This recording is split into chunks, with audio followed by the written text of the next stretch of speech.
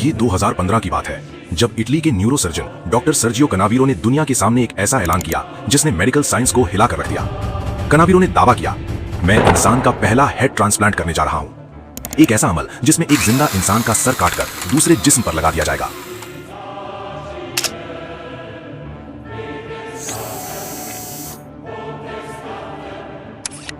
This operation says it'll take around 150 medical staff 36 hours to complete. The first step is to freeze the head and body in order to stop the brain cells from dying.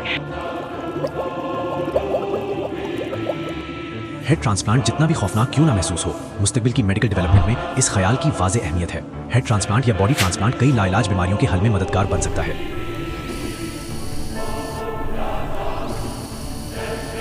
ये ऐलान सुनकर किसी ने इसे science का इनकलाब कहा और किसी ने पागलपन। कनावीरो ने इस मंसूबे को हेवन जेमिनाई सर्जरी नाम दिया।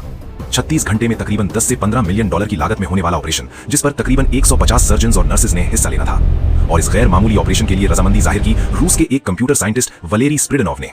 वलेरी एक नायाब बीमारी स्पाइनल मस्कुलर एट्रोफी का शिकार था। उसके मसल्स सिकुड़ चुके थे, जिस्म मफलूज हो चुका था और वो जिंदगी और मौत के दरमियान एक कैद की सूरत में जीने पर मजबूर था।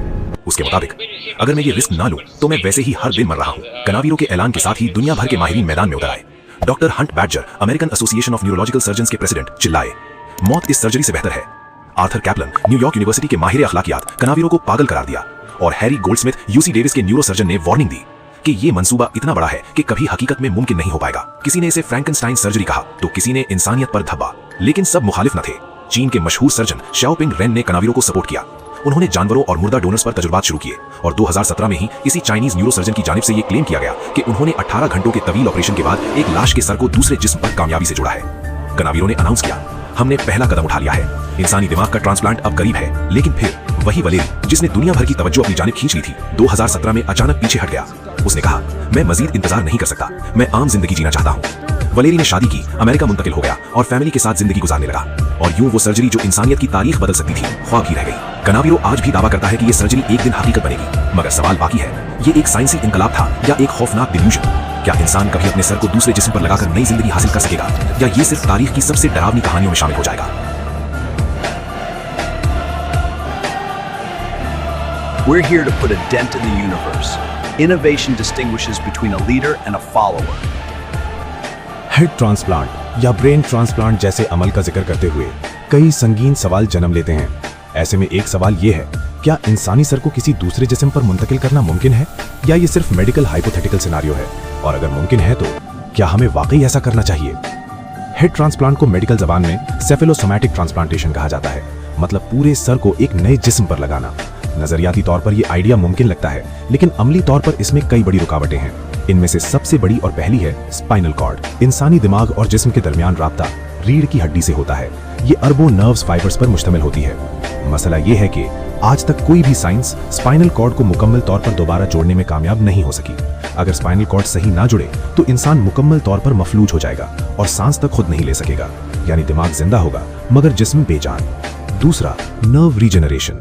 कुछ साइंसदान दावा करते हैं कि पॉलीएथिलीन ग्लाइकॉल जैसे केमिकल से नर्व्स को जोड़ा जा सकता है, लेकिन हकीकत ये है, ये टेक्नोलॉजी अभी सिर्फ जानवरों की सतह तक महदूद है। इंसानों में इसकी कोई साबितशुदा कामयाबी नहीं। अभी ये ज्यादातर थ्योरी है, हकीकत नहीं। ब्लड सप्लाई बहाल रखना भी एक चैलेंज होगा। सर को जिंदा रखने के लिए कैरोटिड आर्टरीज और जुगुलर वेन्स को चंद मिनटों में बिल्कुल दुरुस्त जोड़ना होगा, वरना दिमाग को ऑक्सीजन ना मिलने पर 3 से 5 मिनट में मुस्तकिल दिमागी नुकसान हो सकता है। ये सर्जरी नैनो टेक्नोलॉजी लेवल की प्रिसिशन मांगती है, जो फिलहाल इंसान के पास मौजूद नहीं। चौथा मसला है इम्यून रिजेक्शन। ये सबसे खतरनाक मसला है। नया जिस्म सर को गैर इलाकाई ऑर्गन समझेगा और इम्यून सिस्टम फौरन हमला कर देगा, जिसके नतीजे में शदीद इन्फेक्शन, मल्टी ऑर्गन फेलियर या चंद दिनों में मौत वाक़ई हो जाएगी। ऐसे में इम्यून सप्रेसेंट दवाएं दी जा सकती हैं, लेकिन इनसे कैंसर का खतरा, इन्फेक्शन या जिंदगी भर का मेडिकल इन्हिसार जैसे मसाइल का सामना करना पड़ सकता है। इखलाकी तौर पर भी यहाँ एक और सवाल का जन्म होता है कि न्यूरोसाइंस के मुताबिक शऊर किसका होगा? अगर सर बदल गया तो इंसान कौन होगा, दिमाग वाला या जिस्म वाला? शऊर या कॉन्शियसनेस के तमाम एलिमेंट्स जैसा कि यादाश्त, शख्सियत, एहसासात, मोहब्बत, खौफ, पहचान दिमाग में होते हैं। यानी हकीकत में हेड ट्रांसप्लांट जिस्म का ट्रांसप्लांट है, सर का नहीं।